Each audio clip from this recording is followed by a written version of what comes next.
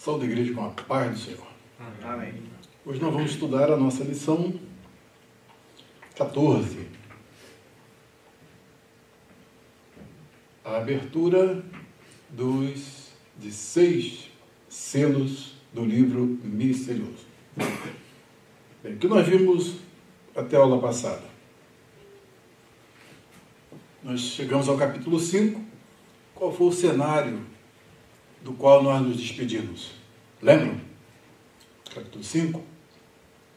Nós estávamos na sala do trono e nós vimos o livro e o cordeiro. Tivemos aquele ambiente em que João se depara com um livro que está na mão direita do Todo-Poderoso, que é chamado como o quê? Como é que ele é chamado? A princípio ele não leva o nome de Deus. Então ele tem uma designação nos capítulos 2 e 3.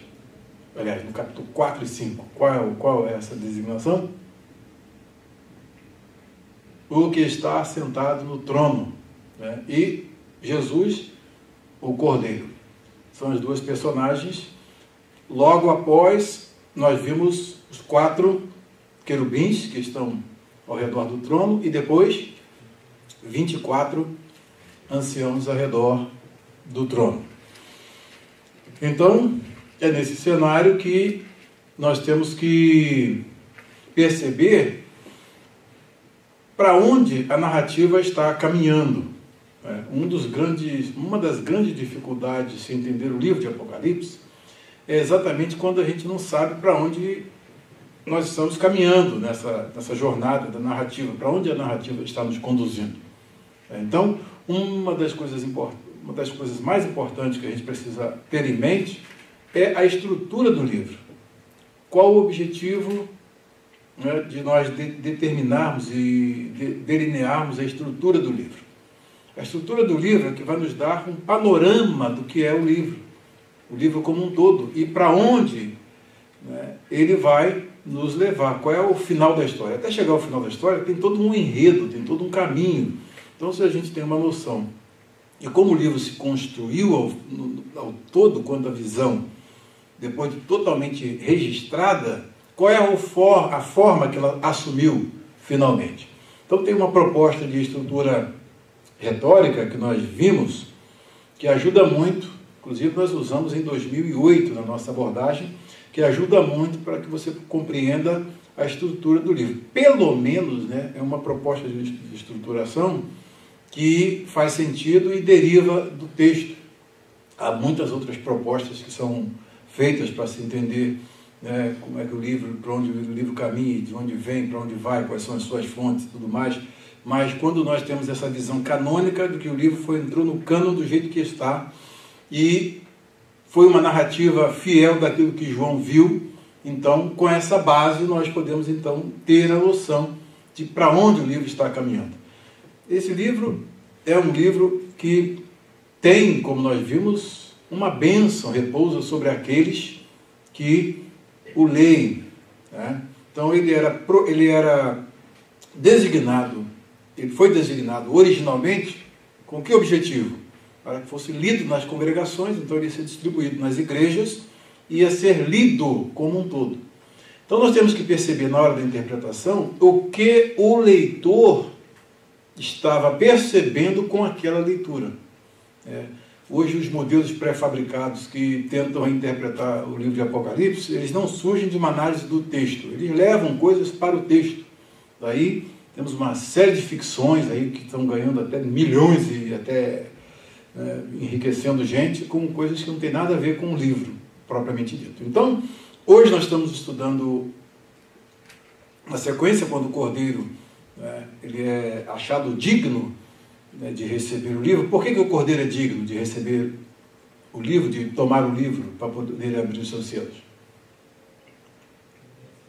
Esse cântico novo aqui é um cântico que definiu por que o Cordeiro é digno. Tá? Então, nós vimos a importância dos cânticos no estudo do livro, que os cânticos definem, tá, os eventos e dão para nós muitas instruções que a gente não pode perder de vista. E o livro é permeado de cânticos até o final. Tá? Nesse ponto específico, nós vimos aqui: tu és digno de receber o livro, de abrir os seus selos, pois, qual é a razão, a causa? Por quê? O que aconteceu com o cordeiro?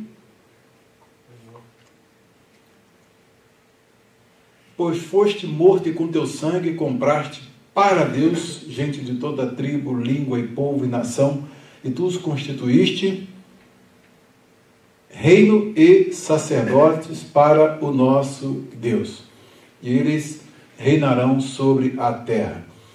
A maioria das versões apresenta esse texto com esse verbo aqui no futuro, reinarão sobre a terra, e há um manuscrito o Códex de Alexandria, que apresenta uma variante textual que é uma das mais, para os críticos textuais, é uma das mais difíceis. E todas as vezes, quando você tem uma variante textual, e passado por todos os critérios de crítica textual, então, quando ela é a variante mais difícil, é exatamente essa que tem a maior probabilidade de ser a que estava nos originais, nos autógrafos. Então, nós temos várias cópias, e dos milhões de cópias que a gente tem de manuscritos do Novo Testamento, nós temos muitas e muitas cópias. Estudamos até poucos dias, né? Vimos um vídeo sobre os manuscritos do Novo Testamento, e aí vimos como é que os manuscritos, como eles foram achados, a datação dos manuscritos. Então foi uma aula muito interessante. E o Códex de Alexandria traz, nesse trecho específico, exatamente o verbo no presente. Eles reinam sobre a terra. O que faz sentido pelo fato de o capítulo 1 dizer que nós fomos constituídos reis e sacerdotes para Deus. E por termos sido constituídos reis e sacerdotes para Deus, Cristo hoje está reinando e nós estamos juntamente com Ele. Tá? E o grande ponto, tá? O grande ponto agora para a gente entrando nesse capítulo 6 é exatamente entender em que consiste esse reinado. Através de que Jesus foi vitorioso? Como é que ele conseguiu essa dignidade? Através da sua morte na cruz. Através da sua morte na cruz. É a partir dessa morte que ele se torna o vitorioso e recebe um nome que é acima de todo nome. Então, ele morre, ele é enterrado, ele ressuscita e ele é assunto aos céus, é levado às regiões celestes. Efésios diz que exatamente nós fomos ressuscitados, estávamos mortos em nossos delitos e pecados, fomos ressuscitados com Cristo, tá? E a ascensão de Cristo também foi a nossa ascensão. Diz no versículo 5 e 6 de Efésios 2, que nós estamos assentados nos lugares celestiais em Cristo Jesus. Daí é uma visão muito interessante, porque a partir desse momento nós estamos tendo uma perspectiva muito diferente, e já falei isso para vocês aqui várias vezes quando estudamos Efésios, mas isso aí até que entra na cabeça, uma década a gente consegue assimilar bem isso, né? Estar com Cristo nas regiões celestiais é exatamente desfrutar dessa vida do céu que a gente desfruta aqui na terra. Nossa companhia celeste, quem habita em nós é o Espírito de Deus, e então nós estamos envolvidos nessa dimensão. Com base nisso, então, o Cordeiro se torna digno, ele está reinando, e a nossa posição é muito bem definida, tá? Aí, pelos representantes, que nós podemos dizer, os 24 anciãos são os representantes, né? Eles não são os representantes da igreja, pelo fato de eles estarem ali ao redor do trono, exatamente na postura de reis. Então, quando eles estão ali na postura de reis, sentados em tronos, com a coroa na cabeça, com vestes brancas, né, mostrando o aspecto sacerdotal deles e também o aspecto do reinado. Então, eles, na realidade, ali estão representando a igreja. Isso vai fazer um vínculo muito interessante com o que nós vamos estudar hoje. Tá? Então, é importante que vocês guardem aí, o quinto selo é um dos mais importantes desse capítulo que nós vamos estudar, porque a partir dele, né, ele é a chave para você entender todo o livro de Apocalipse. O capítulo de número 6, os versículos que falam sobre o quinto selo. Daí nós vamos à primeira pergunta. A primeira pergunta, que é a seguinte: ao ser aberto o primeiro selo do livro, que tipo de voz João viu lhes chamar? O que apareceu diante dele e o que alguém levava em sua mão? Versículos 1 e 2. Vou colocar aqui no Logos Bible Software, que é uma letra maior.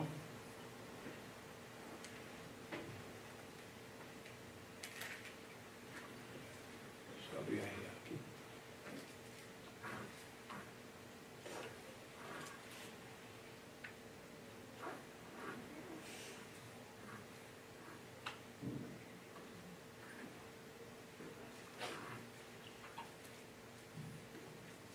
Deixa só o texto para a gente ler.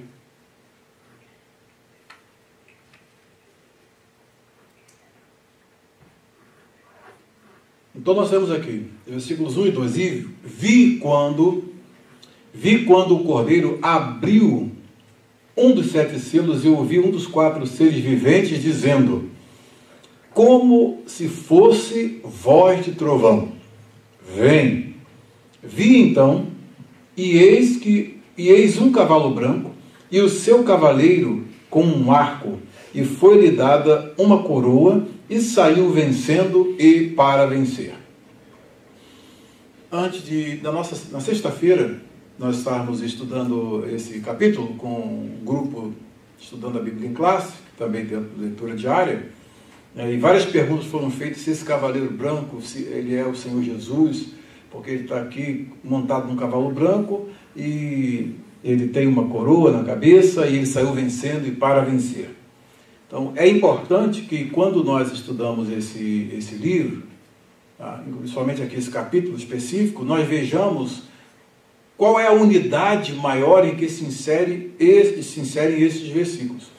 E nós temos exatamente aqui um parágrafo que vai desde o versículo 1 até o versículo 8, que mostram que a estrutura dos 4 primeiros selos, tá, os 4 primeiros selos, eles formam uma unidade, e uma unidade inseparável, de modo que os 4 selos, quando são abertos, o que acontece na abertura de cada um desses 4 selos? 4 cavaleiros são chamados pelos querubins, e esses cavaleiros, quando entram em cena, eles entram com uma missão específica. E é importante nós observarmos que esses cavaleiros têm uma missão que está interligada, indissociavelmente.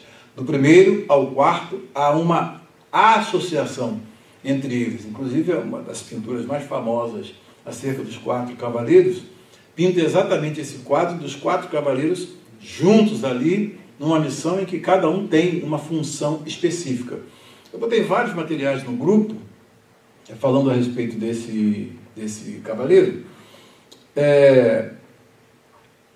Aqui no grupo, por exemplo, eu coloquei uma das nossas abordagens aqui, é sobre o cavaleiro do cavalo branco, em que alguns dizem que é Jesus, outros dizem que é o anticristo, e, enfim, analisando o texto, o que significam esses cavaleiros com seus cavalos? Qual é a proposta? Qual é o objetivo? Qual é a meta? Para que eles remetem? Então, coloquei vários artigos aqui, dentre eles é o que nós chamamos de análise de semiótica visual, em que você procura descobrir o que cada símbolo significa. E a partir do momento que você entende o que cada símbolo significa, você tem que buscar muitas das vezes antecedentes dentro do Antigo Testamento. E esses cavaleiros, por exemplo, eles têm uma certa similaridade, uma certa semelhança com os cavaleiros do capítulo 1 de Zacarias e o capítulo 6 também de Zacarias. Só que nesses dois capítulos, nós vemos que tem o cavaleiro, a sua carruagem, embora as cores sejam na mesma tonalidade, por assim dizer, mas elas não têm a mesma significação do que essas cores aqui, nesse capítulo de número 6. Daí o cordeiro, então, abre um dos 7 selos. Ele é o primeiro, ele abre o selo. Em seguida, o querubim chama, vem. E logo em seguida, João vê um cavalo branco e um cavaleiro sobre ele. E esse cavaleiro tem o que na mão? Tem um arco. O arco, obviamente, implica em flecha. Tá? Esse cavaleiro tem um arco na mão. E também tem uma coroa. Não é? E então, quando você percebe que há um cenário em que cada querubim, temos 4 querubins, cada um deles chama para o cenário esses cavaleiros, vê se faz sentido o cordeiro que está no trono, tá? Ele abre o selo, tá? Aí depois, para aqueles que dizem que é Cristo, aí depois ele tem que sair dali para poder entrar no cenário, para se mostrar, obedecer ao querubim e vir para fazer uma tarefa, executar uma tarefa. Do ponto de vista lógico, já começa a dar problema.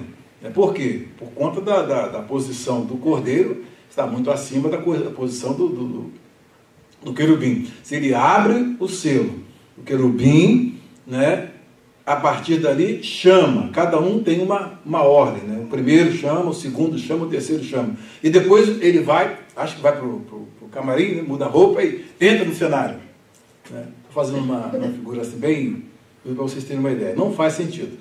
A visão como um todo, o objetivo da visão como um todo, é mostrar que esse espaço específico nós temos uma tomada de poder a partir de um cavaleiro que o primeiro representa, na realidade, esse militarismo que estava muito estampado, por exemplo, no Império Romano. Esse militarismo que todos os impérios fazem. O militarismo começa sempre com aquelas campanhas em que Roma, por exemplo, chamava as campanhas deles de Pax Romana, que era a paz de Roma. Mas, na realidade, era paz para aqueles que se rendiam, para aqueles que não se rendiam, que faziam frente, lutavam contra, eles eram ferozes e destruíam de um modo bem severo. E isso acontece com todo tipo de imperialismo. Então, o objetivo da imagística aqui não é exatamente você identificar indivíduo ou nação, mas a proposta é te dar um panorama geral do que vem a ser, da perspectiva do poder exercido pelo homem, o que vem a ser as conquistas humanas e onde elas levam e quais são as coisas que elas trazem em consequência. Tá?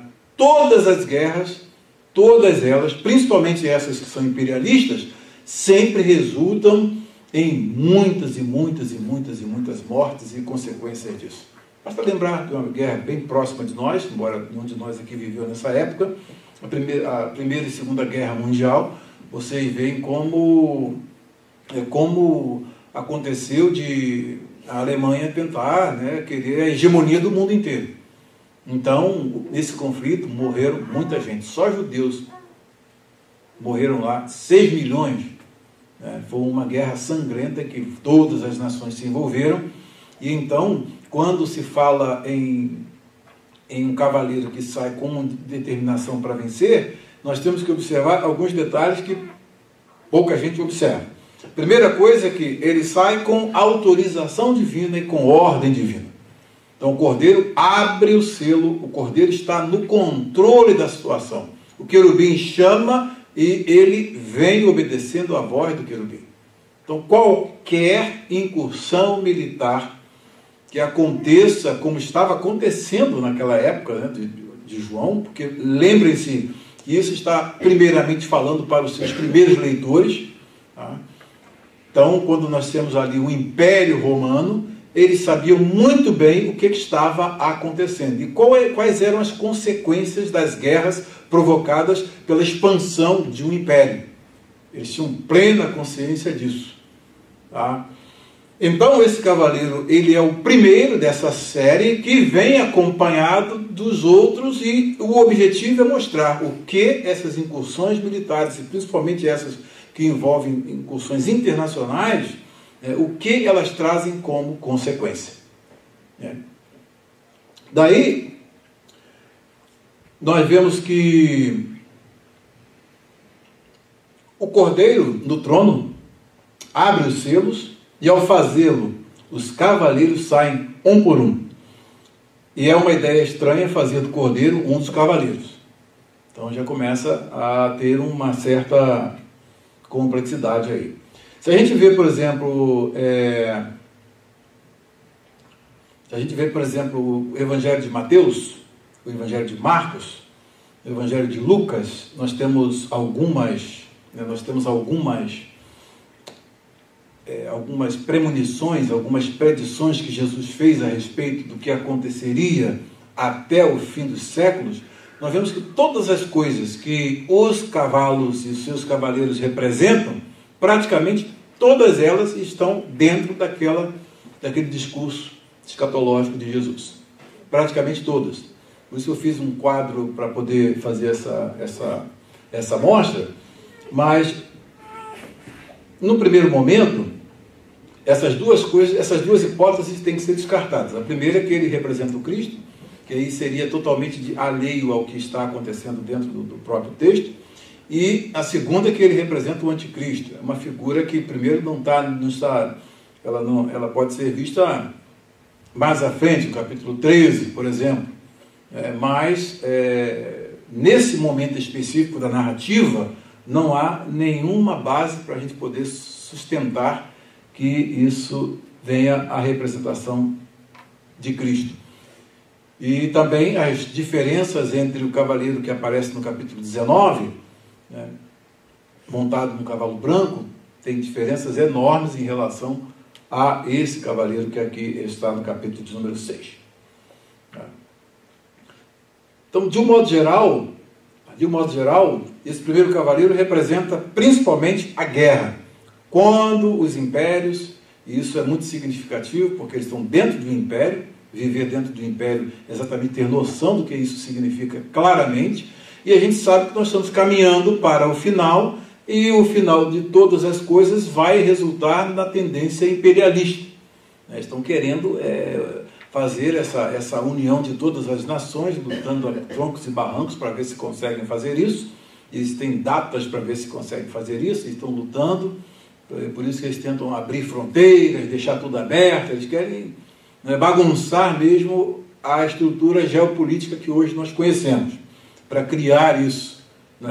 Então, no momento, Deus não está permitindo nada disso acontecer. Mas esse cavaleiro principalmente representa a guerra, e cada um dos três cavaleiros seguintes representa um dos males que são estereotipados da guerra: espada, fome e peste. O que vem com a guerra? Na consequência de uma guerra. Nessa época, a guerra era feita através de espada, de arco, de flechas, mas hoje as guerras são muito mais sofisticadas. Em síntese, aí se a gente fosse, por exemplo,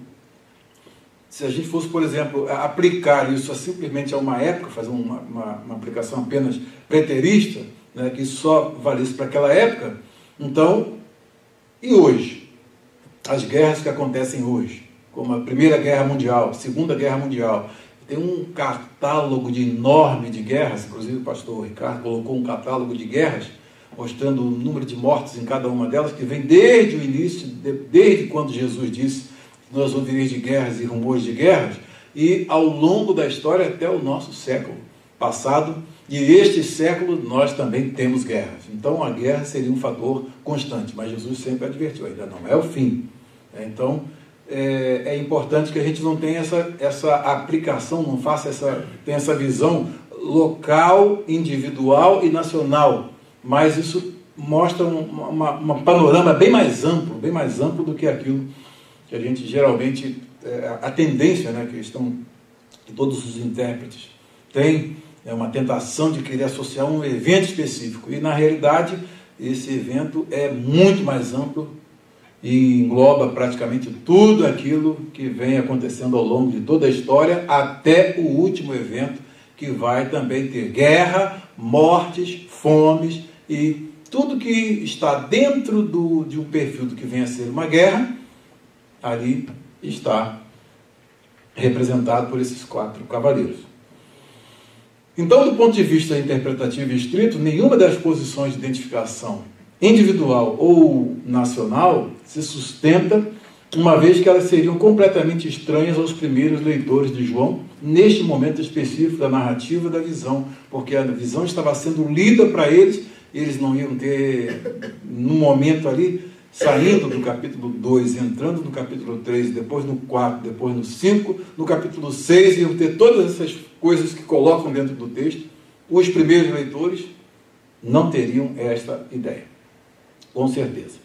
Até que seria muito interessante observar que também com a questão da conquista, o Império Romano, por exemplo, ele sofria algumas ameaças dos partos, que os partos eram flecheiros os mais hábeis, e infligiram 3 seríssimas batalhas, 3 seríssimas derrotas ao Império Romano, na parte da fronteira oriental. Eles eram a ameaça ao Império Romano, com as suas...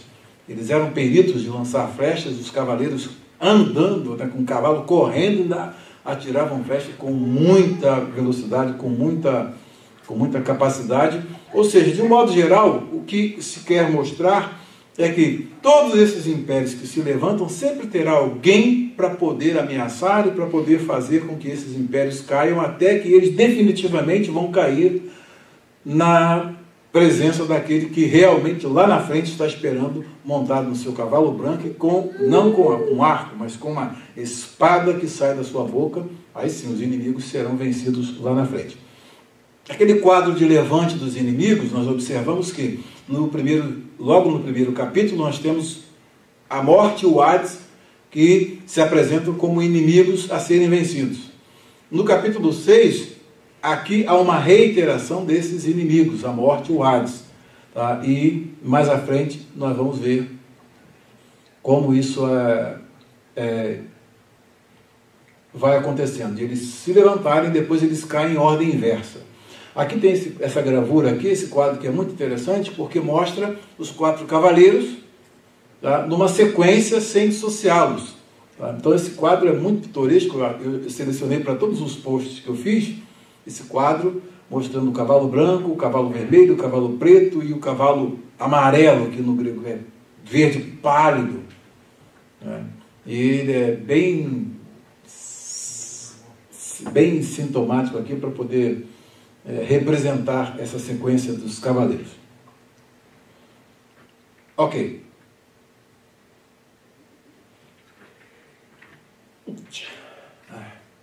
Vamos aqui a... Alguma dúvida? Deu para ter uma noção aqui? Tá.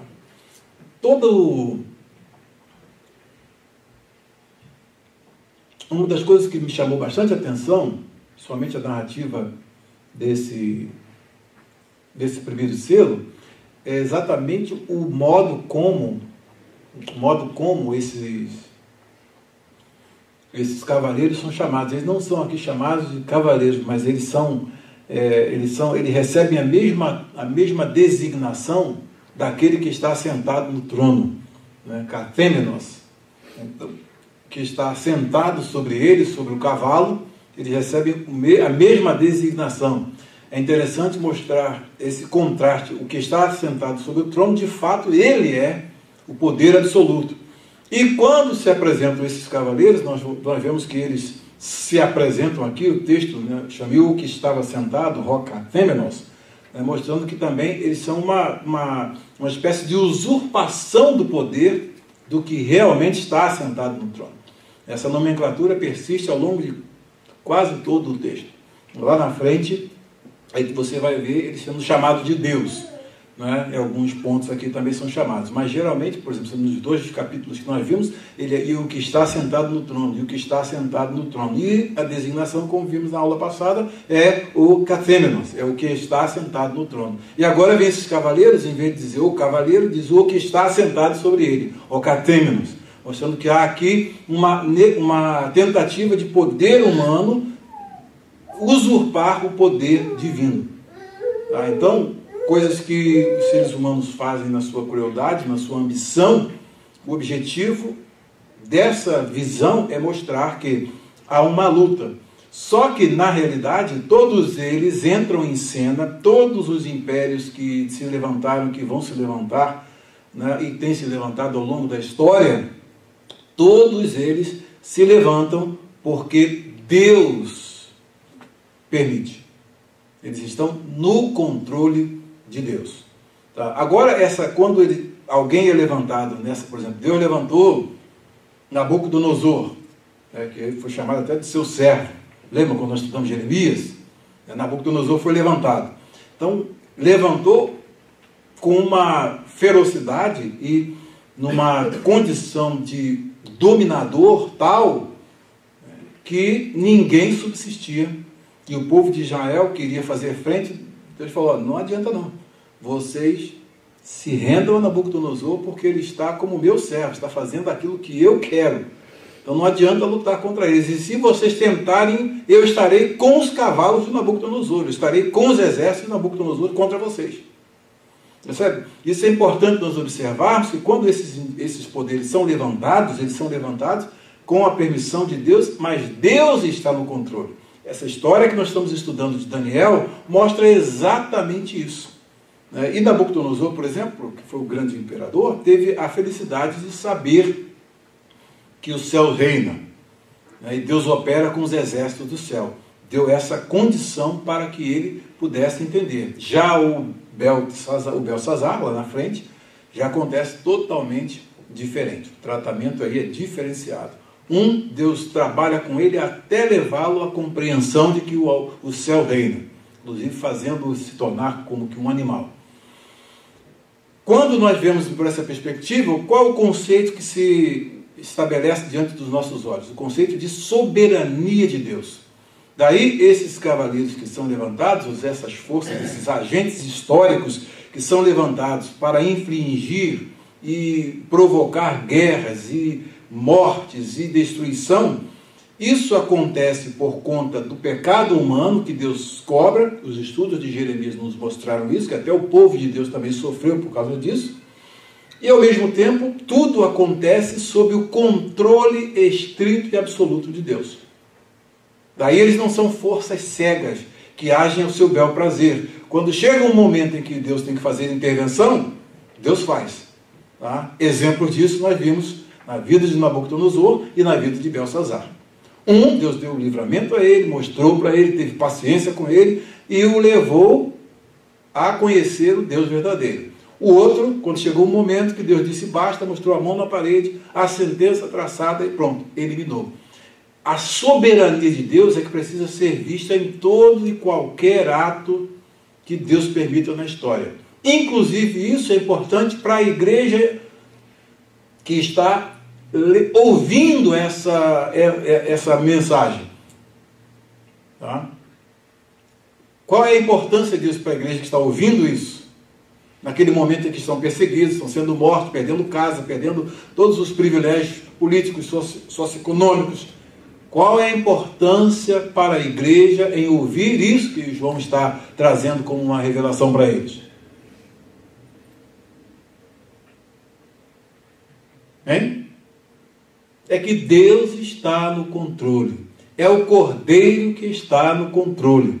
Então, se tem um Império Romano que está matando, muitas perseguições aconteceram antes de João receber essa visão, como a grande perseguição de Nero, quando houve um incêndio em 64 de Roma. Então, os cristãos foram muito perseguidos. Depois, nós temos muitas outras perseguições no Império de Domiciano, tá, aos cristãos, por não aceitarem dizer que ele era Deus e o Senhor. Tá? o que é importante para a igreja ao saber que essas forças, esses agentes históricos que entram com toda a disposição e parece que eles são os donos do mundo, qual a importância de eles saberem que o Cordeiro é que abre o selo, o querubim é que chama e só entra em ação por ordem de Deus?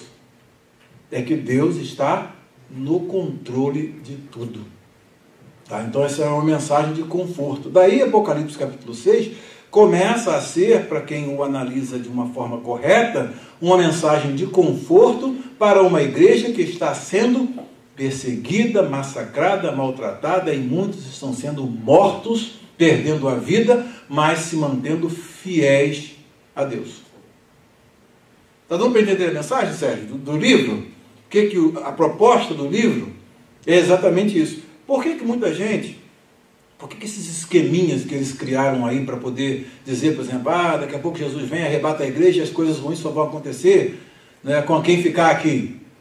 Isso é balela, isso é conversa fiada, né, conversa que...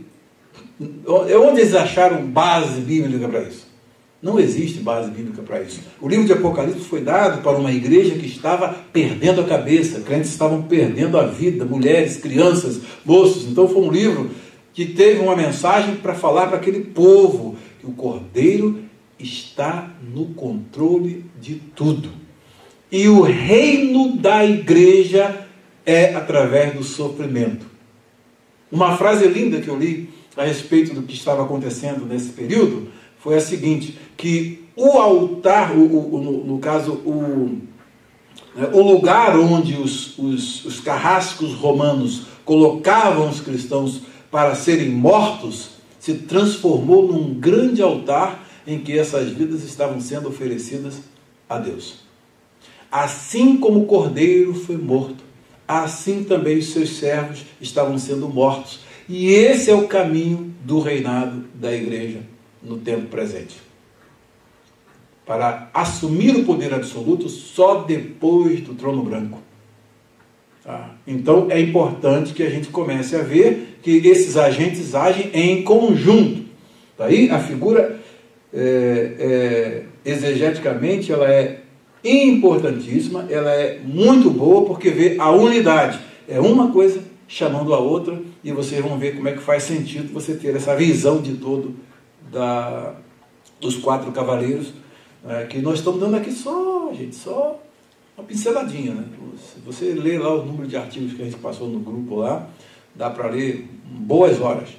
Tem muita coisa dentro do grupo, vale a pena você ir lá e dar uma olhadinha, tá? Estudando a Bíblia em classe. E valorizar isso, viu? Porque isso não é todo dia que a gente tem, não. Porque às vezes, estudando Apocalipse, né? Valorizar isso, porque quando foi que a gente teve essa oportunidade? Quando é que a gente teve essa oportunidade? De ter alguém para poder explicar, de ter alguém para poder entender, buscar de Deus para poder entender. Quando é que a gente teve essa oportunidade? Então o Senhor falou para nós que iria revelar o livro para nós. Ia dar conhecimento, ia dar condição de explicar todas as passagens da sua palavra. Às vezes as coisas estão acontecendo e a gente está nem percebendo. Né? Nem percebendo. Então, vamos estar aqui atentos, porque Deus está conosco e Ele tem uma bênção através do estudo desse livro maravilhoso, que é o Apocalipse. É óbvio que muita gente não quer a mensagem desse livro, a mensagem verdadeira dele, porque ela é uma mensagem que não é nada do que o pessoal acredita. Não digo todos, não. Tem gente aí que está numa linha correta de interpretação. Mas essa grande parte aí, que, por exemplo, a mídia americana jogou esse left behind aí para deixar isso para trás aí, que foi uma coisa... E criou na cabeça do povo uma mentalidade totalmente diferente daquilo que as Escrituras ensinam. E isso é que traz um grande prejuízo e, infelizmente, esses indivíduos não são chamados hoje, como na época de João, de falsos mestres. Como na época de Pedro, né, de falsos mestres. Como na época de Paulo, de falsos mestres. Eles estão aí fazendo o seu dinheirinho e não estão levando a verdade ao povo. Daí esse primeiro cavalo branco com seu cavaleiro representa esse militarismo, que é, para quem cede é paz, mas quem não cede, Aí vem a sequência. Quando foi aberto o segundo selo do livro, o que o apóstolo João ouviu dizer, o que apareceu e o que foi permitido que fosse tirado da terra. Com Deus no comando, com Deus no controle, o que acontece na sequência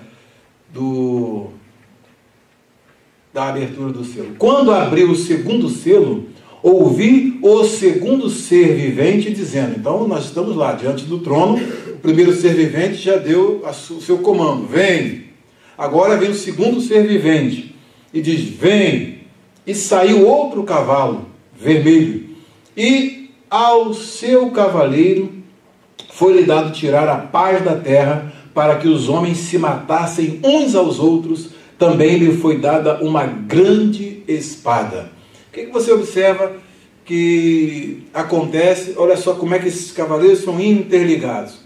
Tá? O que você observa que acontece quando há essas guerras?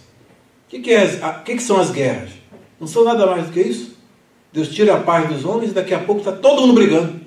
Entra uma nação, entra outra, daqui a pouco está todo mundo brigando. Ou, quando acontece alguns levantes internos dentro de uma nação, uma guerra civil, por exemplo, vocês já ouviram falar de guerras civis? Aqui já teve guerras civis. O que acontece dentro daquele país? Fica todo mundo louco e cada um luta com o outro. Né? E o importante é você ver de onde se origina isso.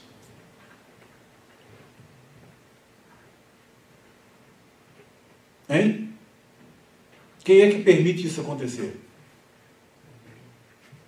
O Cordeiro abre o selo. Tá? O Cordeiro recebeu o poder. O Cordeiro recebeu o domínio.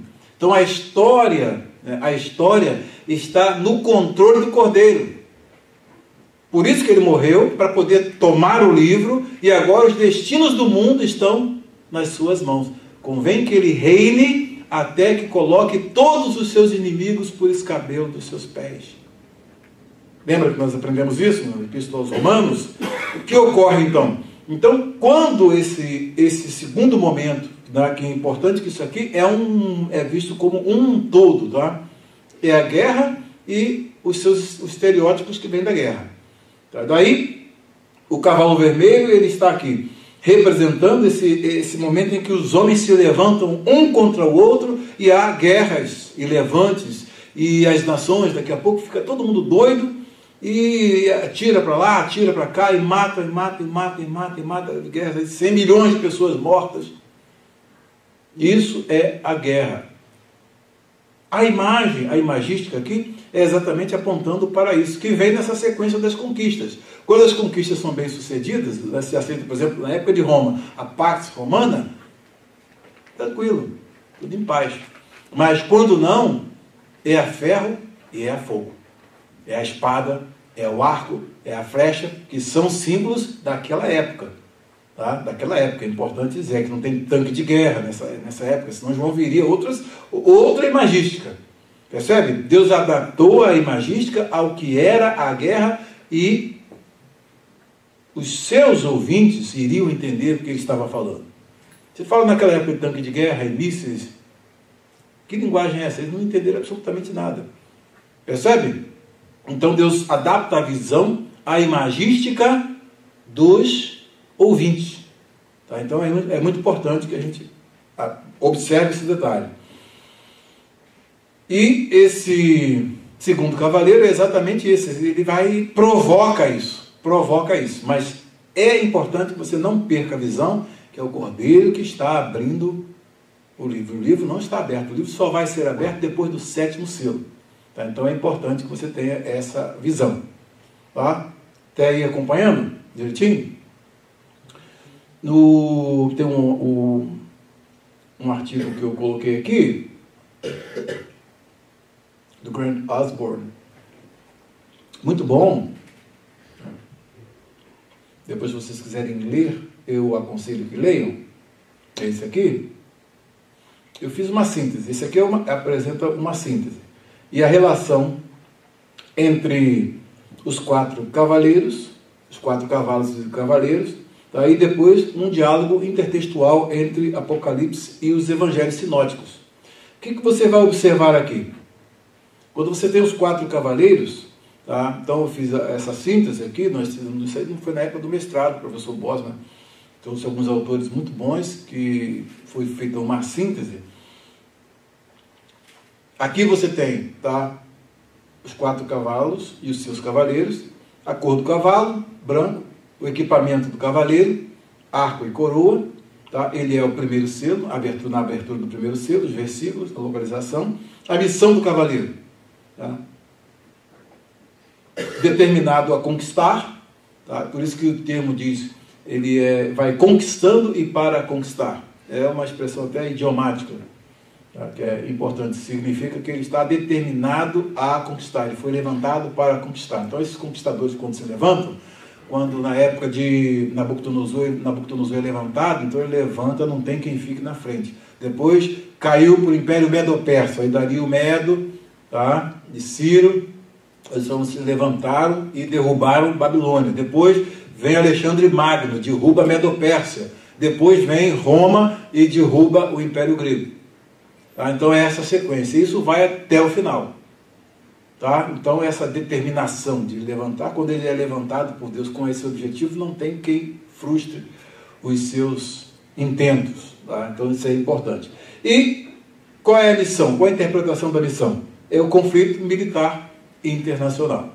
Tá? Depois, esse segundo selo, dos versículos 3 a 4, o cavalo, cor vermelho, isso aí você memoriza, né? O que foi dado a ele como um equipamento? Uma grande espada. E qual é a missão do cavaleiro? Tirar a paz da terra, de modo que as pessoas se matem umas às outras. É guerra, conflito. Tá? E isso pode ser guerra civil e outros conflitos internos, né? Violentos. Tá? Isso aqui é Apocalipse para criança. Lúdico, só para ver. Vamos então à próxima pergunta, que é o próximo cavaleiro.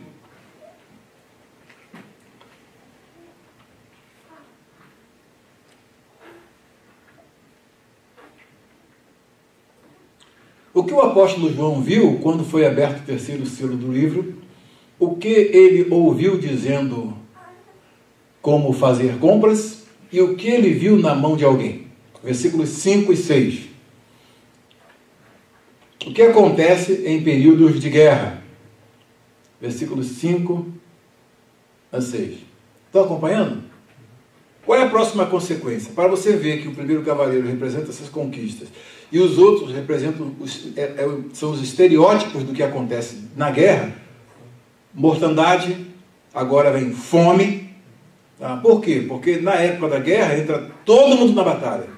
Então, descuidam-se da agricultura. Os privilegiados, que sabendo que tem a guerra, já guardam seus víveres para si.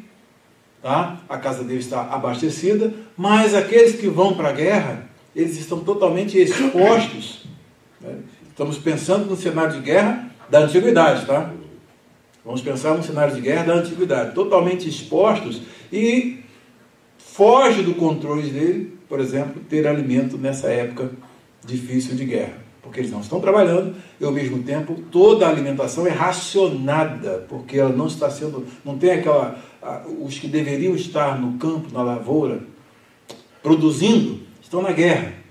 Tá? As guerras mundiais convocam do mais novo ao mais velho. Todo mundo vai para a guerra, é a nação como um todo. Tá? Então, essa é a macrovisão que está sendo apresentada. Daí, quando abriu o terceiro selo, ouvi o terceiro ser vivente, o terceiro querubim, dizendo, vem. Então, o cordeiro abre o selo, o querubim dá a ordem e o cavaleiro se apresenta. E eis um cavalo preto e o seu cavaleiro com uma balança na mão. Tá? E ouvi uma como que voz no meio dos 4 seres viventes, dizendo, uma medida de trigo por 1 denário e 3 medidas de cevada por 1 denário, e não danifiques o azeite e o vinho. Observe que a quantidade descrita aqui é uma quantidade que dá para a alimentação de um indivíduo. E aí nós percebemos que o preço está enorme. Presume-se que nessas épocas de guerra os alimentos chegavam a 12 vezes mais do que o normal. Havia uma inflação enorme. Os produtos, para se comprar uma quantidade enorme de produtos, a necessária, quase sempre, os produtos ficavam superfaturados. Por quê? Porque a quantidade era restrita, então tinha que se limitar. Vocês já viram isso acontecer? Não precisa nem um ambiente de guerra, não. Vê a crise, por exemplo, na Venezuela. Como é que é a crise na Venezuela? Uma inflação astronômica. O que acontece com os alimentos? Eles são todos no controle do governo e o governo dá para eles aquilo que sobra. E não é suficiente para que todos tenham acesso à alimentação. Então é uma hiperinflação que eles estão vivendo e também uma escassez de víveres. Só que essa escassez, ela sempre prejudica quem? Os pobres. Porque eles que estão no poder, vê se os militares lá que estão com o Maduro, vê se o Maduro, se ele não está bem lá, está comendo. Pouco dia mostraram, né? Uma churrascaria aí num país aí comendo, ele, a família, comendo do bom e do melhor. E o povo lá matando cachorro para comer. Nem cachorro mais não tem para comer mais. Você vê? É uma miséria terrível. Em época só de crise. Agora, em época de guerra, essa situação é uma realidade insofismável. Acontece e as pessoas não têm o que comer e ficam nas mãos dos poderosos, dos que promovem a guerra. Eles é que dominam e controlam tudo. Nós vemos, por exemplo, a situação lá nos campos de concentração. Eles deixavam o pessoal morrer à míngua, disputavam um caroço de amendoim. Era uma situação viva, as pessoas todas esqueléticas. Tudo isso, o que está mostrando aqui, são as consequências da guerra. Então, esta visão tem por objetivo mostrar o quê? Que essas incursões imperialistas que se levantam, elas se levantam por permissão de Deus para a punição dos pecados dos pecadores, tá? E você vai perceber que daí para frente tem dois grupos, olha o que eu vou dizer, tem dois grupos, tá? Tem dois grupos que vão estar antiteticamente apresentados: o povo de Deus e os habitantes da terra. Quando se fala dos habitantes da terra, né, inclusive lá no capítulo de número 13, eles vão ser definidos como os que vão adorar. Eu falei isso aqui antes, né, para vocês. São os que vão adorar a besta e estarão dentro de todo o regime, do sistema, porque os seus nomes não estão escritos no livro da vida do Cordeiro. Tá? Daí vai haver o quê? Uma separação sempre uma separação, o texto vai mostrar isso, entre quando se fala nos habitantes da terra, fala exatamente desses que não têm os seus nomes escritos no livro da vida do Cordeiro. E essas incursões que estão acontecendo, inclusive na época de João, tá? Essas incursões, elas estão acontecendo e estão levando, né, dizimando também os servos de Deus. Eles também estão sendo vítimas, né, porque eles estão sendo vítimas de perseguições, eles estão sendo vítimas de todos os conflitos. Eles levam prejuízo às outras pessoas e o povo de Deus, por não aderir ao sistema, eles sofrem perseguições e mortes, e é exatamente isso que está acontecendo, de modo que eles também são vítimas desses levantes dos poderosos que se levantam sob permissão de Deus. É um claro exemplo do que estava acontecendo no tempo de João. Tá? Só que a igreja, quando vê isso aqui, o que ela recebe como uma mensagem de edificação? Que Deus está no controle, mesmo as coisas ruins que estão acontecendo, mesmo a permissão de Deus, que eles sejam mortos, que eles percam os seus bens, que eles percam as suas casas, percam a sua vida, contudo, Deus está no controle. Se essas forças humanas, que são o retrato da depravação humana, se elas estão em ação, é porque o Cordeiro abriu o selo, o querubim mandou, né, e o agente vem para poder fazer o que está dentro do projeto de Deus. Tá? Então eles têm que ter essa firmeza, essa convicção, mesmo perdendo a vida, mostrando que a vitória deles era e seria semelhante à vitória do Cordeiro. Como é que o Cordeiro venceu? Morrendo. Eles eram... O Cordeiro hoje é o sumo sacerdote que administra uma oferta diante de Deus, pelos nossos pecados. Qual é a oferta que ele apresenta diante de Deus, como estudamos em Hebreus? Do seu próprio sacrifício. Tá? Os servos de Deus, aqui, são aqueles que vão ser vítimas disso, mas o que ocorre? Eles, o altar, né, o lugar onde os seus algozes os assassinam, sejam por leões, sejam pelas feras, sejam, não é, pelas espadas, como eles eram levados para o Coliseu Romano. Nós vamos lá no Coliseu Romano? O pastor já foi lá, né? Foi lá. Não, né? Em Roma, vocês vão ver aquele lugar ali onde eles morriam para espetáculo. Para Deus, aquilo ali era um grande altar, em que Deus estava recebendo o sacrifício que eles estavam fazendo pela fidelidade e pelo testemunho. Olha essa palavra que vai aparecer várias vezes, por causa do testemunho da palavra de Deus em não negar o nome do Senhor. É por isso que muita gente não gosta de estudar Apocalipse. Por quê? Porque a mensagem de Apocalipse é uma mensagem de vitória, mas é uma vitória que tem um caminho, tá? Para andar de vestes brancas, tem um caminho que muitas das vezes pode resultar na morte dos servos de Deus. E eu vou dizer uma coisinha para vocês, não é para desanimar vocês não, mas nós fomos levantados para isso. Né? Para nós não negarmos fogo, porque muita gente que hoje está aí dizendo que é evangélico, está ganhando dinheiro com o evangelho, está fazendo milhões com o evangelho, não é? Está aí vendendo CD, cantando, com um cachê de 40 mil, 50 mil reais, 80 mil reais para fazer um showzinho de 2 horas, 1h30. Na época do aperto, eu quero ver onde é que estão esses chamados cristãos e chamados crentes. Quem é que vai querer perder a cabeça por causa de Jesus? Por causa do nome de Jesus? Perder tudo? Ganhar? Todo mundo quer, né? Um evangelho que está aí oferecendo essas benesses todas, mas esse não é o evangelho da palavra.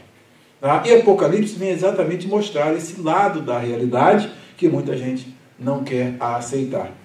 E é exatamente esse controle que acontece na época das grandes guerras é que esse cavalo vermelho vem representar. Tá? E depois vem esse levante, gente contra gente, tá? Depois vem o resultado disso, que é a escassez de víveres, um controle absoluto, tá? Alguns elementos aqui como o vinho e o óleo, né? Pode ver que na casa dos poderosos sempre vai ter esses elementos que aqui é elemento de luxo.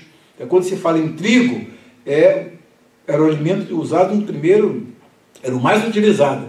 A cevada já era de segunda categoria.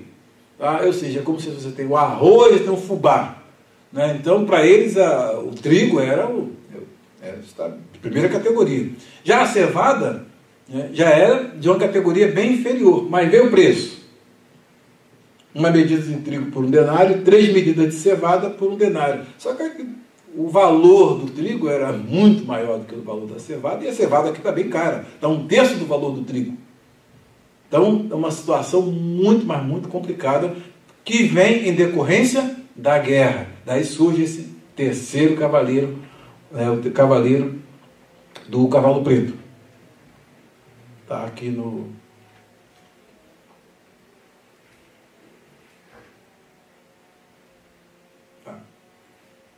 É um curso bem básico, tá, para vocês terem uma noção do capítulo, de modo geral, o que o capítulo ensina. Então,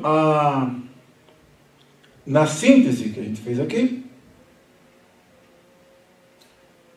cavalo preto, terceiro selo, equipamento do cavaleiro, uma balança, missão do cavaleiro, não danificar o azeite e o vinho, ou seja, a alimentação agora é uma coisa que tem que ser tomada com extremo cuidado. Não pode se desperdiçar nada, né, mas ela sempre é racionada para o pobre. É o pobre que sempre sofre nessa situação. Tá? Então, representa a fome? Sim, a fome. A exploração econômica do pobre se acontece nas situações normais, em situações de guerra.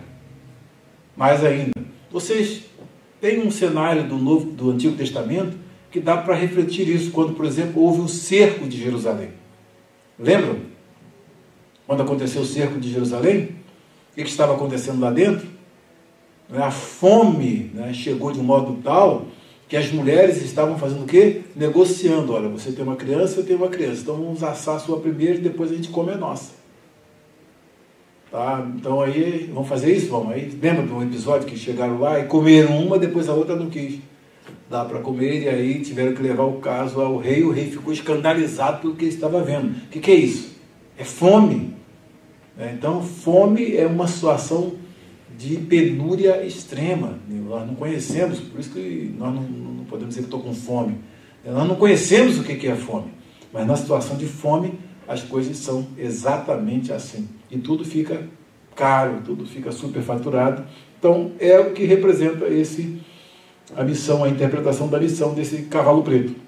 Você pode ver que tudo está relacionado ao quê? As conquistas, as guerras, é o poder humano que se levanta, querendo pela ambição tomar e dominar, né, mais do que deve, né, como fazendo uma afronta ao verdadeiro imperador do mundo. Quem é o verdadeiro imperador?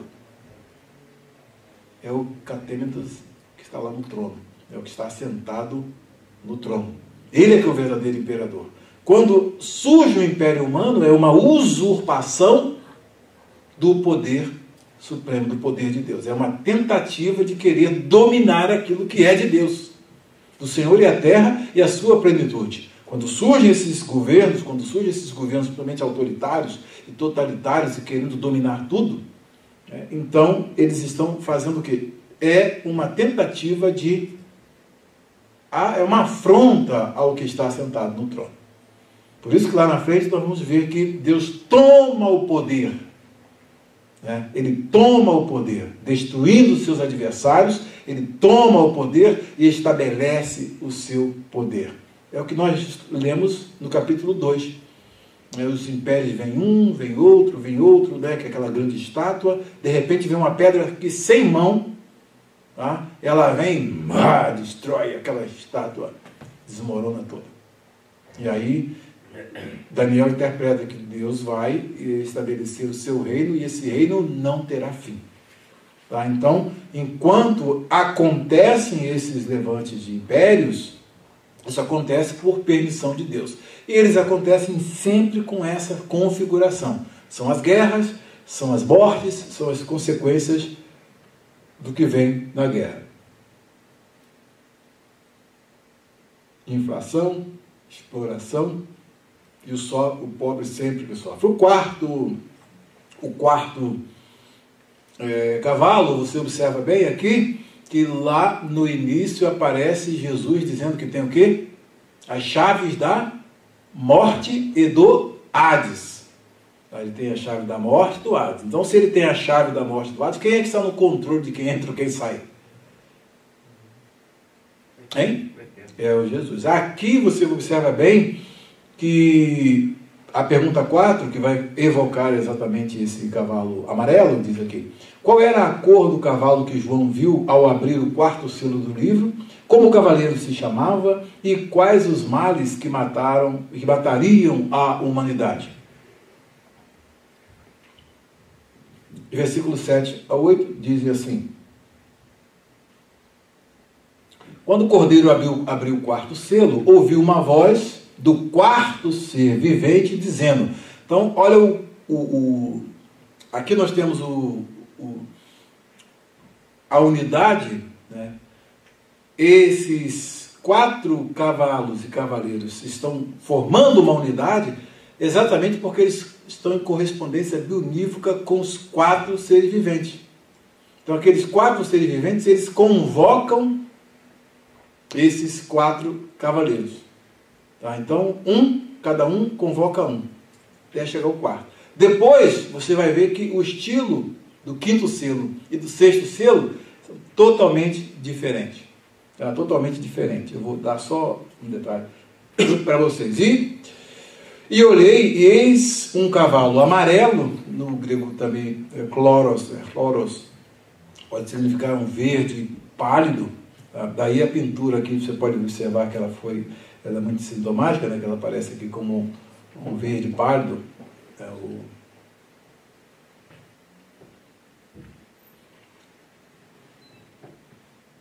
aqui, esse cavaleiro aqui,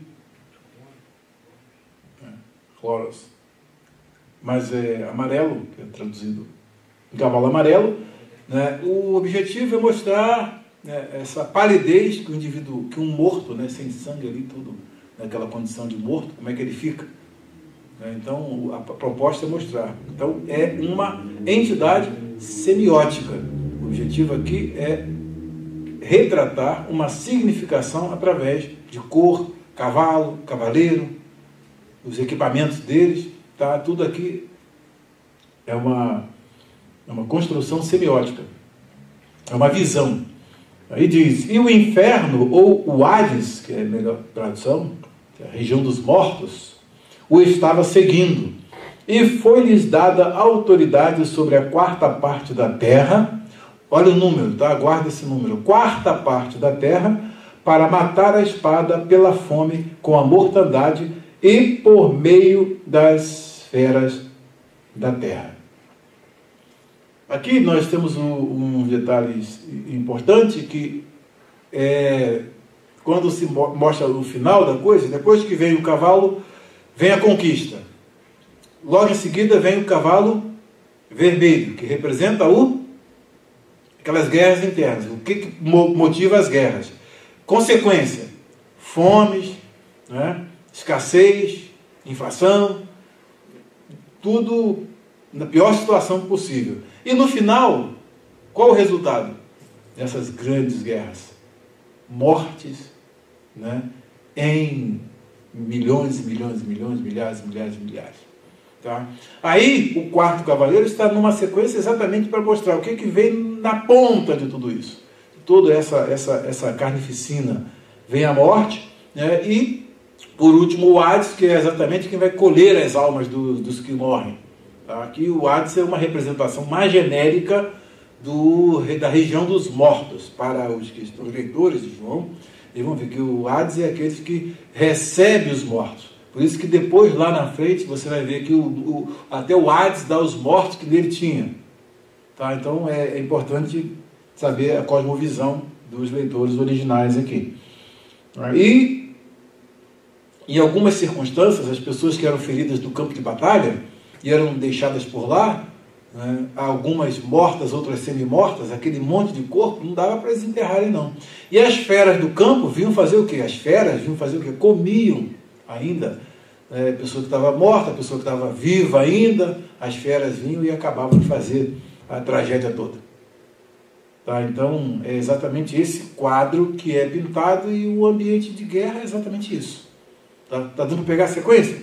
Tá? Então, veio a conquista militar, depois vem essas convulsões, que fica todo mundo doido e briga para lá, e morre um, e morre outro, e morre milhões, e depois a escassez que vem por conta da guerra, tá? Que as situações de produção diminuem bastante, o alimento fica superfaturado, e os pobres são explorados economicamente, já são em situações normais, em situações de guerra pior ainda.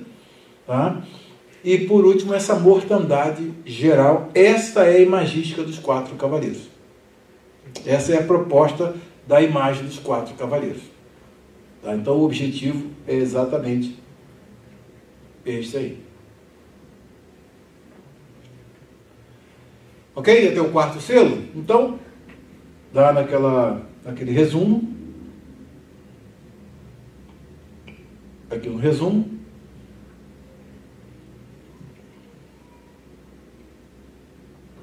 O último quarto selo, amarelo ou verde pálido, equipamento do cavaleiro. Ele era a morte, então você vê que ele está personificado. Tá? É uma personificação, isso é uma figura de linguagem chamada personificação. E a morte seguida pelo Hades, tá? Que é o que recebe os mortos, um mata, o outro esfola, né? Então, um mata, o outro vai e recebe os mortos. E a autoridade para matar com a espada. Então o objetivo é exatamente esse. Usurpação, aí é uma coisa, usurpação do poder de matar, que é exclusivo de Deus. O único que dá a vida é que tem poder para tirar a vida. Isso aí é um princípio que todos reconhecem. Quando os imperadores eram estabelecidos nos seus reinos, eles tinham o quê? O que eles recebiam na sua investidura? O poder para decidir quem ia viver e quem ia morrer. Lembra do quadro de Daniel, Misael, Ananias? Se levantou contra a estátua, não quis adorar. O que o imperador fez? Decretou a morte deles. Isso é uma usurpação de um poder que quem tem é o único imperador. Ele é que tem. O que aconteceu naquele episódio da fornalha de fogo?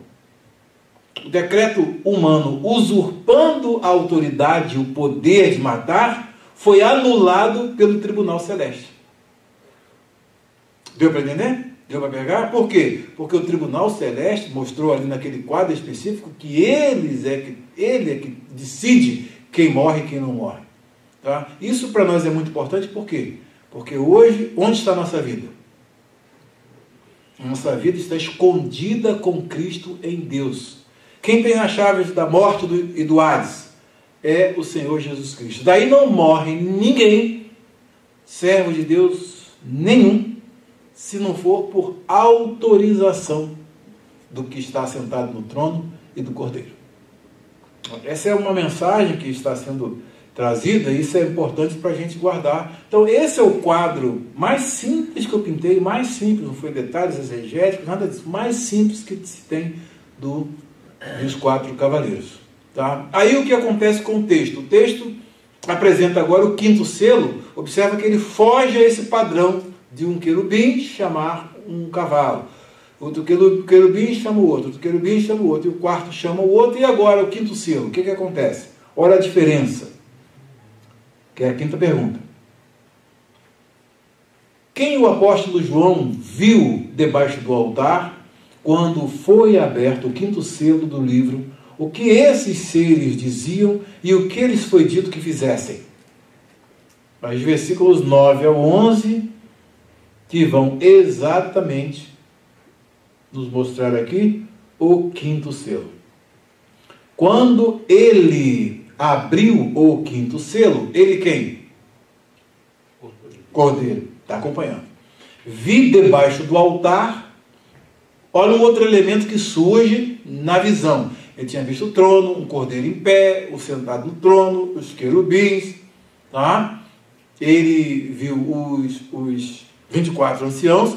Que agora amplia o quadro de visão dele, e que ele vê um altar. Olha como é que é você. Só criança mesmo para entender um livro desse. Porque a criança vai imaginando. Tudo que ele vai falando, a criança vai imaginando. Né? Adulto tem essa dificuldade de acompanhar, né? Isso aqui é para criança. Né? Vai acompanhando o que vai acontecer. Ó, surgiu mais um elemento novo aí. Tá? E vi debaixo do altar as almas daqueles que tinham sido mortos por causa da palavra de Deus e por causa do testemunho que sustentavam. Olha aqui. Por causa da palavra de Deus, eles tinham sido mortos. E do testemunho que eles sustentavam. Então essa é a primeira colocação importante. Essas almas que estão lá, debaixo do altar, ele mostra, ele vê essas pessoas mortas ali, desencarnadas, tá? E elas foram mortas por causa da palavra de Deus, por causa do testemunho que sustentavam, e logo em seguida é dada a voz a essa, olha aí o papel das vozes, é dada a voz a essas almas que estão debaixo do altar, e clamaram em grande voz, dizendo: até quando? Lembram de Salmo 13? Um lamento que nós vemos aqui. Qual é o gênero? Um lamento. Até quando, Senhor, te esquecerás de mim? Para sempre. Salmo 13. Né? Aqui, até quando, ó soberano Senhor, santo e verdadeiro, não julgas nem vingas o nosso sangue dos que habitam sobre a terra? Então, é feita uma pergunta. Até quando? Essa pergunta é respondida de que forma? Dia tal, a tantas horas eu encerro esse problema. Eu vou vingar. É isso? Olha só o que é dito. Então, a cada um deles foi dada uma vestidura branca. Quer receber a sua? Tá? Como é que eles recebem essa vestidura? Através de quê?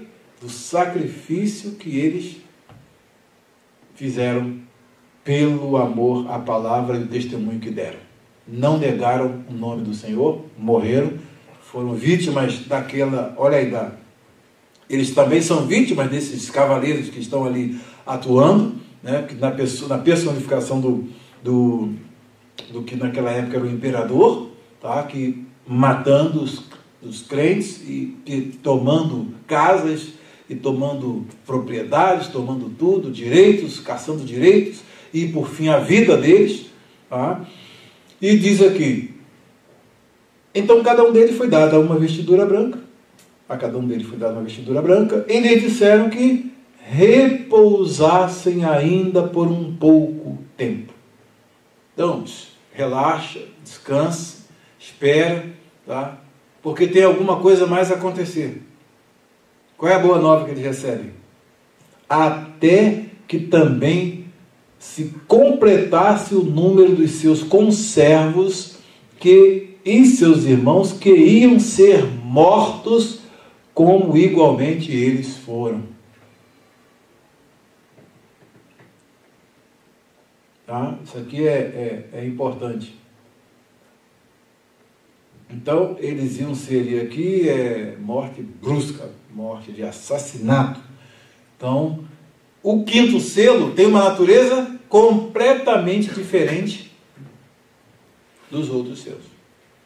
Tá? E ele se coloca, agora vocês percebem bem, o capítulo 6, ele mostra o primeiro ciclo de julgamento. Tá? Então, só para vocês terem uma ideia de macroestrutura.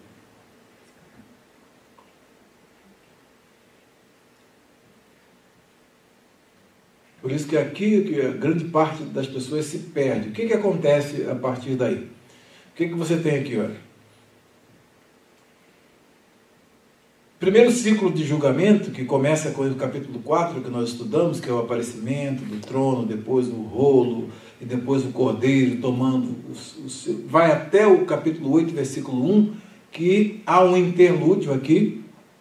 No capítulo 7 há um interlúdio, tá? Que vamos estudar na semana que vem.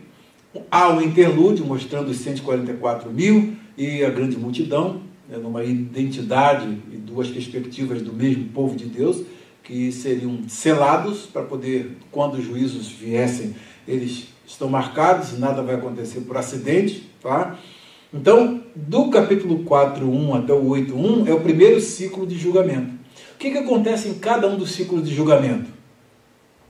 Ao término desse ciclo, de cada ciclo de julgamento, qual é o elemento mais importante do livro, o anúncio mais importante do livro? Lembra do Hercômenos, o que há de vir? É a vinda de Jesus. A vinda de Jesus é o evento mais importante do livro. E ela aparece no livro, nesses 7 ciclos de julgamento, 7 vezes.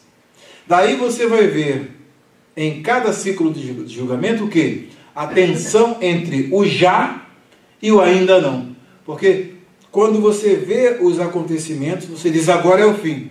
Aí logo em seguida, João, aí vem uma outra coisa, vem um interlúdio, ou então vem uma outra sequência, tá? Isso vai acontecendo até o final, quando realmente vem o final. Tá? Então são 7 ciclos de julgamento. Esses 7 ciclos de julgamento, eles apresentam eventos que são vistos por perspectivas diferentes e que vão se intensificando. Tá? Vem o juízo das trombetas, das 7 trombetas, de 8.2 até o 11.19. Depois o julgamento terceiro, o ciclo de julgamento 3, são as figuras simbólicas e a colheita, do capítulo 12.1 até o 14.20. Depois o quinto ciclo de julgamento, o julgamento de Babilônia, capítulo 17 ao 19, versículo 10. Depois vem o ciclo 6, que é o julgamento do cavalo branco, 19, 11 ao 21.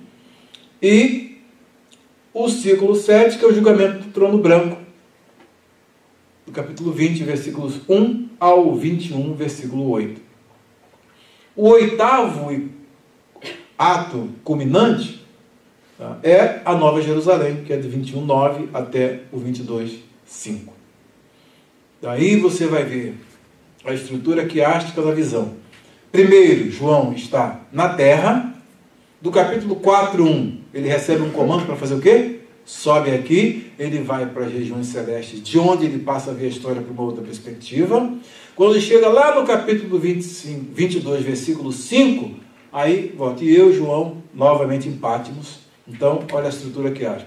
Inicia em Patmos, no meio está o céu, e depois ele volta para a visão da terra. Terra, céu e terra. Simetria. Tá? E aí vem as instruções finais, a partir do versículo 6, do capítulo 22, e por fim, saudação de fechamento. E aí a graça de nosso Senhor Jesus Cristo seja com todos vós. Amém. Termina exatamente como uma epístola. Tá? Tendo essa visão, você vai ver que cada ciclo de julgamento vai terminar com a vinda de Jesus. Você fala, agora acabou, Jesus chegou, né? E aí é a tensão entre o já, aí o livro diz, ainda não, a visão continua. Daí vai assim repetidamente e os ciclos vão se intensificando. Agora morre 1/4, depois passa para 1/3, até que chegue todos os que habitam no mar morreram. Aí é mesmo o fim. Lá na frente vem o fim. Então é uma intensificação dos juízos até terminar esse ciclo que se chama de decriação. Tá? Então vai ser, temos a criação, temos a decriação e depois a Nova Jerusalém, a recriação, novos céus e nova terra. Deu para acompanhar? Guardando essa macroestrutura, aí você vai entender o que acontece em cada um desses ciclos de julgamento. Então, em que ciclo de julgamento nós estamos? O ciclo dos selos, fechando agora uma parte do ciclo dos selos, porque o sétimo selo só vai ser aberto no capítulo 8, versículo 1. Tá? Então tem um interlúdio aí, e isso é interessante, que aí esse interlúdio vai ter música, a música vai resumir os eventos, vão acompanhando o livro nessa perspectiva que vocês vão chegar lá e vão entender. Tá? Então, vamos lá.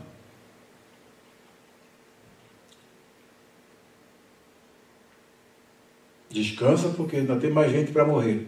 Que mensagem, né? Também que eles estão lá debaixo do altar já foram enrolados, mas calma que ainda tem mais gente para morrer. Que notícia, né? Isso é boas novas. Ninguém quer esse evangelho, né? Porque boa parte não quer esse evangelho, ninguém quer, né? Morrer pelo nome de Jesus. É um evangelho totalmente estranho a muito do evangelicalismo contemporâneo. Está dando para entender? Estou fazendo o mais simples possível, gente. Só tem uma pergunta, na verdade é uma observação sobre essas almas que estão lá. Então são as pessoas que morreram, então eles têm condição de conversar com Deus. Estão lá, debaixo do altar, né? Mas você descansa, tá? Porque tem gente que diz aí que tem uma chamada doutrina do sono da alma, né? Sono da alma, né? Então esse texto é muito importante porque ele mostra que quem está nessa situação está lá, só que agora estou repousando. Tá? Chegou mais um, seja bem-vindo. Morreu mais um, chegou aqui, seja bem-vindo aqui à nossa comunidade dos mártires, né? Eles são os mártires, eles estão lá. É óbvio que isso aqui é uma visão, tá? Isso é uma visão, mas ela é significativa porque ela tem uma instrução teológica a transmitir, tá? Isso para nós é muito importante. Então esse negócio de sono da alma aí, mas aí vamos descansar, né? Tá. Uma coisa que é importante observar para fechar a nossa abordagem desse quinto selo. O quinto selo é a chave para você entender todo o livro. Começa agora, você joga esses elementos que acontecem no quinto selo, capítulo 1, capítulo 2, capítulo 3, tá? E depois, dali para frente, capítulo 8, tá? Quando se fala nas orações, o que são as orações dos santos? Essa oração que é feita até quando? É um lamento, até quando, soberano e justo? Isso é uma oração que é feita. A primeira resposta que aparece é o sexto selo. Vamos lá. Quais as coisas que aconteceram ao Sol e à Lua ao ser aberto o sexto selo do livro? E o que aconteceu às estrelas e com o que foram comparadas? Então, os versículos 12 e 13. 12 e 13. Vi quando o Cordeiro abriu o sexto selo e sobreveio grande terremoto. Guarda esses termos: terremoto, trovão, vozes, Tá? Guarda isso, porque isso vai marcar e vai crescer até o final. Eu tenho toda uma lista lá dessa coisa, mas isso aí não é para uma aula de estudo bíblico aqui, não dá para você ver tudo, não. E diz, então, sobreveio um grande terremoto. O sol se tornou negro como saco de crina, a lua toda como sangue. Então, está imaginando? O sol escureceu, tudo escuro. A lua vermelhona lá. Tá? E diz aqui, e as estrelas do céu caíram pela terra como figueira, quando abalada pelo vento forte, deixa cair os seus figos verdes. Então, o que você observa aqui? Estrelas caindo. Já leu isso no Evangelho Sinótico? Que Jesus falou que isso seria sinais da sua vinda? Já leram? Daqui a pouco eu vou dar só uma passadinha lá para você ver. Todos esses eventos que estão acontecendo aqui, eles estão lá nos Evangelhos Sinóticos, no Sermão Escatológico de Marcos 13. Essa semana eu leio Marcos 13. Você vai ver esses eventos aqui, que eles indicam o quê? Jesus está voltando. Tá? Então, o sexto selo é exatamente esse anúncio às almas que estão dizendo, até quando? Até a minha vinda, isso vai acontecer. Na minha vinda, dá só um flashzinho para vocês, olha o que vai acontecer. E diz aqui, e o céu recolheu-se como um pergaminho quando se enrola. Imagina o céu recolhendo, né? As estrelas caindo do céu. Imagine o caos, não é? O conflito cósmico, essa catástrofe cósmica. Imagine. Tá? Não sei como é que esse pessoal não teve a ideia de fazer um filme só reproduzindo o que está aqui no Apocalipse. Como fizeram de Gênesis, né? Gênesis, muito bom aquele de Gênesis. Fizesse um desse aqui, do jeitinho que está aqui. Seria uma ficção. Não sei como não tiveram ideia ainda. Acho que eles têm medo. Hein? Tem um no YouTube, mas não é. Não é. Eu quero reprodução exata, né? Vou sugerir. E diz mais aqui, então todos os montes e ilhas foram movidos do seu lugar. Olha aí. A decriação. Né? Tudo passando. Céus e a terra indo embora. E os reis da terra, os grandes, os comandantes, os ricos, os poderosos, e todo escravo e todo livre. Então aqui estavam desde a mais alta classe social até a mais baixa classe social, que são os escravos. O que eles disseram? E os poderosos e todo escravo e todo livre se esconderam nas cavernas e nos penhascos dos montes. E disseram aos montes e aos rochedos, caí sobre nós e escondei-nos da face daquele que se assenta no trono. Olha aí o Catêmenos, o verdadeiro, tá? O que se assenta no trono, e da ira do Cordeiro, porque chegou o grande dia da ira deles. O que está fechando aqui? No finalzinho do primeiro ciclo de julgamento, qual é o evento? A vinda de Cristo. Então aqui é Cristo vindo ou não é? É. Porém, o livro vai sempre estar nessa tensão, até chegar o último ciclo de julgamento, esse é o primeiro, entre o já e o ainda não. Tá? Vão entender essa tensão. Sempre vai ter a tensão entre o já e o ainda não. Tá? Agora vejam lá. Eu já estou pegando as últimas perguntas aqui do coisa. Já dei uma adiantada boa aqui. Tá? Qual a coisa antiga que serviu de comparação ao enrolar o céu e como foi visto por João e o que todos os grandes e pequenos fizeram? Então, o céu se enrolou como um pergaminho, né? Pergaminho que se enrola. Então, aí, o que eles fizeram? Pediram, se esconderam nas cavernas e nas rochas das montanhas. E o que os homens grandes e pequenos disseram aos montes e às rochas ao se esconder para se livrar da ira do que estava sentado no trono? É o que nós lemos aqui no final, versículo 16 e 17, tá? Que Diz: caí sobre nós e escondei-nos da face daquele que se assenta no trono e da ira do Cordeiro, porque chegou o grande dia da ira deles. Qual é o grande dia da ira deles? É exatamente a vinda de Cristo. É quando ele vai agir. Ira deles. Deles, do Cordeiro e do que está sentado no trono. Né? Por isso que ele diz aqui, ó, caí sobre nós e escondei-nos da face daquele que se assenta no trono e da ira do Cordeiro. Porque quem é que vai colocar os inimigos por os cabelos dos seus pés? Deus, Pai. Mas quem é o agente? Né? Convém que reine até que tenha colocado, até que tenha dominado todos os seus inimigos. Está lá em 1 Coríntios capítulo 15. Então, esse reino de Jesus vai. Depois ele vai novamente entregar o reino ao Pai. E aí Deus será tudo em todos. E quem é que pode suster-se? Aí, essa pergunta é sintomática e é importante por quê? Tá? Ela é importante porque, olha como é que o livro é todo amarradinho. Aqui no final, isso aqui se eu estivesse dando uma aula, tá, nível de faculdade, tá? Só no finalzinho aqui, o que acontece? Essa palavra aqui, statenai, quer ficar de pé, é exatamente a pergunta que é feita. Quem é que pode ficar de pé? Quem é que pode ficar em pé diante do Cordeiro na sua vinda? Quando estiver próximo à nossa redenção, o que Jesus mandou fazer? Né? Ora, vem, Senhor Jesus. A nossa expectativa é essa: Maranata, levantai as vossas cabeças, porque está prestes a vossa redenção.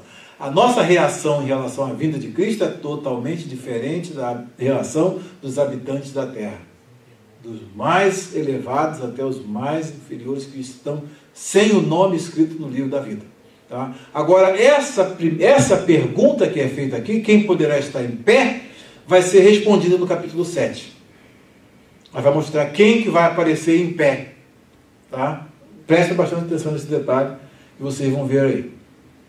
Então, prestando atenção na estrutura retórica, os 7 ciclos de julgamento, vocês vão acompanhar em cada ciclo de julgamento, quando chega no final de cada ciclo de julgamento, qual é o elemento marcante? A vinda de Cristo.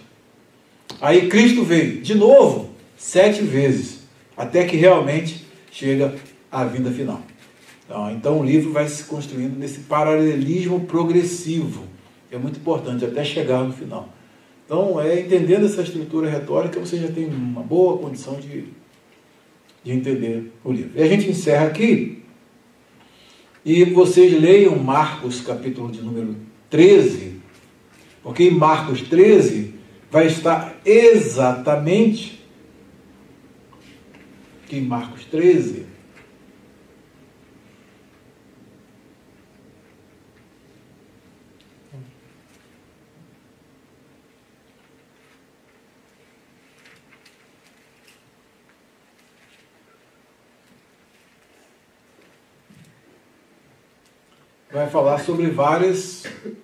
vai falar sobre a destruição do templo, o princípio das dores, tá? Você vai ver tudo isso aqui.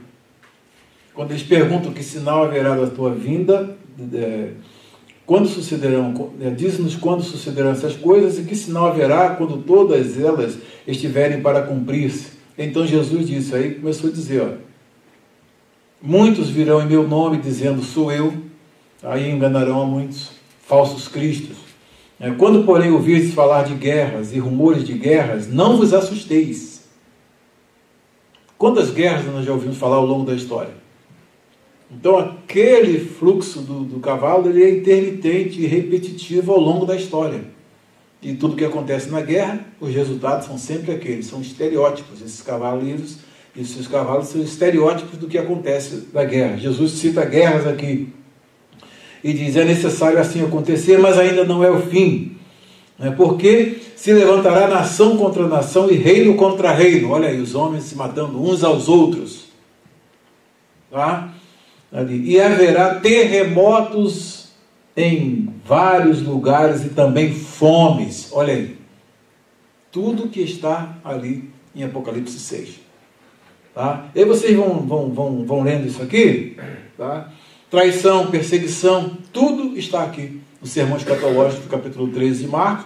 E eu vou, vocês no nosso grupo, a gente está encerrando a nossa aula, no nosso grupo, aqui embaixo você tem uma tabela fazendo uma comparação do discurso escatológico e do Apocalipse. E aí você vai ver, olha, falsos cristos e falsos profetas. Marcos, Mateus, Lucas e Apocalipse 6. Será que 1 e 2 se enquadra? É uma pergunta para você pensar. Guerras, está aqui, ó, Marcos 13, Marcos, Mateus, Lucas e Apocalipse. Conflito internacional, Marcos, Mateus, Lucas e Apocalipse, as referências específicas. Terremotos, Marcos 13, Mateus 24, Lucas 21 e Apocalipse 12, 6, 12. Tá? E aí vem fome, Marcos, Mateus, Lucas e Apocalipse. Olha o quadro comparativo. Tá? E vem eventos amedrontadores e grandes sinais. Você vai ver isso aqui pitorescamente lá em Lucas, capítulo 21. Homens desmaiando de pavor pela expectativa das coisas que hão de vir. Leiam lá. Perseguições, Marcos, Mateus, Lucas e Apocalipse. As perseguições, que as almas estão debaixo do altar, mortas, sacrificadas por causa de quê? Por causa do testemunho que deram. Então, nos evangelhos sinóticos em Apocalipse, o mesmo evento. Tá? Por isso que é importante se ver esses cavaleiros, aí justifica essa visão dos cavaleiros, não como indivíduos ou nações específicas, mas são eventos que Jesus falou que vai ocorrer ao longo da história. E no fechamento da história, isso vai chegar ao seu clímax. Tá? É importante. A única coisa que nós temos que guardar em mente nisso tudo, a soberania de Deus, que é o Cordeiro que está no trono, que está com controle de todos esses eventos que ocorrem na história. Vem dele abrindo o selo, acontece que o querubim dá a ordem e então os eventos acontecem. Tá? E aí vai, perseguições. A destruição de Jerusalém não está em Apocalipse. Por quê? Porque a destruição de Jerusalém já aconteceu na época de João. Foi no ano 70. Esse João está por volta do ano do 96, 95, depois de Cristo. Já depois da queda de Jerusalém, depois da perseguição e da destruição de Roma. Distúrbios cósmicos, olha aí. Marcos, Mateus, Lucas e Apocalipse 6 também fala sobre esses distúrbios cósmicos, exatamente verbatim, nos mesmos termos. Você pode olhar como a figueira, você vai ver lá como a figueira. Então, olha a relação entre os evangelhos sinóticos, que são evangelhos sinóticos, Marcos, Mateus e Lucas, tá? E o outro evangelho de João, que é um evangelho diferente do evangelho sinótico. E, por último aqui, a vinda do Filho do Homem, tá? Que aí você observa bem que, né, os eventos todos acontecem, tá? Mas em Mateus, em Apocalipse, ainda não. Ele só vai vir no último evento, lá no final, no último ciclo de julgamento. Tá lá, então é importante que você pegue essa estrutura. Vendo isso, aí você vai ter esses quadros estão aqui, os autores aqui consultados, tudo nós vimos no nosso curso de mestrado. Só foi uma semana toda, a gente estudava de manhã, de tarde e de noite, de manhã, de tarde e de noite. Uma semana inteira, só Apocalipse. Então vimos muita coisa. E aqui os selos, tá? O Evangelho Sinótico, aí vocês estão com uma ideia, essas tabelas estão todas no nosso grupo lá. Obrigado pela paciência de vocês, estamos encerrando o nosso estudo e que nós possamos sempre estar com essa consciência. O Cordeiro está no trono, tá? Ele está com o controle da história e à medida que os eventos da história, a partir do momento que ele toma o livro, agora estão no controle dele. Tudo que acontece na história, o Cordeiro está no trono. Tá? Não perca isso de vista. Foi essa grande mensagem que a igreja recebeu ao ler o capítulo 6 de Apocalipse. Deus nos abençoe e até a nossa próxima aula. Amém.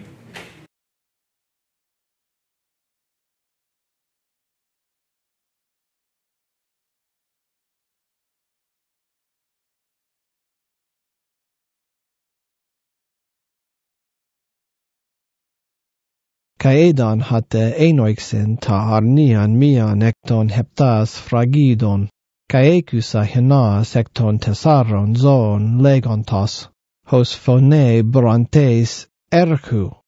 Kai edan kai edu hippos Lucas. Kai hakathemenas epautan echon taxon. Kai adathe auto Stephanos kai exelthen Nikon kai hina Nikese. Kai hatte enoixentens fragida ten duteran. Ekusa tu duteru zo legantos. Erhu. Kai exelthen alos hippos puras. Kai to kathemeno epautan adathe auto laben ten arene nectesces. Kai hina lelus faxusin kai adathe auto machaira magale. Kai hatte enoixentens fragida ten triten. Ekusa tu tritu zou legantos. Erhu. Kai edan kai edu hippos melas. Kai hakathemonas epautan echon zugan, in te heriatu. Kai ekusa hos phonen in mesoton tesaron zoon legusan, hoinig situ denariu. Kai tres hoinices crithon denariu. Kai ta elean kai ta oinan me adicases. Kai hata enoixentens fragida ten tetarten. Ekusa phonen tu tetartu zou legantas, erhu. Kai edan, kai edu hippos chloras. Kai ha kathemonas epano autu anima auto ha thanatos. Kai ha hades ekaluthe metautu. Kai adathe autoes exousia, epita tetarton tes ges. Apactena in ramphia, kai in limo, kai in thonato. Kai hupaton therion tes ges. Kai hata enoixen ten pemptens fragida.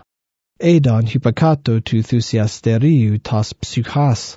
Ton esphagmenon diaton lagon tu theu. Kai diaten marturian henechon. Kai ekraxon phone megale legantes. Heos pate. Ha despates ha hagias kai alethinos. Ukrines kai ekdikes ta haima hemon ekton katoikunton epites ges. Kai adathe autoes hekastos dale luke. Kai arethe autoes. Hina anapausantai eti chronon mikron. Heos plerothosin kai hoi sunduloi auton. Kai hoi adelphoi auton. Hoi melantes apactines thai hos kai autoi. Kai edan hata enoixentens fragida ten hecten. Kai ses mas megas agenata. Kai ha helias agenata melas. Hos sakas trikinos. Kai hes selene hale agenata hos haima. Kai hoi asteres tu ranu episan eis ten gain. Hos sukebale tu salunthus autes. Hupa nemu megalus seomene. Kai ha uranas apechoristhe. Hos biblion helisamenon. Kai panoras kai nesas ekton taponaton ekinethesan.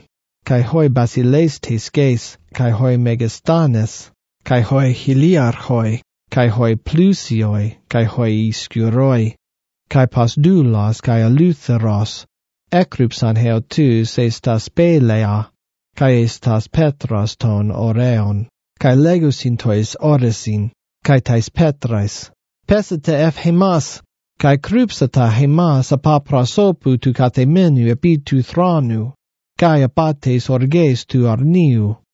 Hatielthen he hemera he megale tes orges auton, kai tis dunatais tathenai.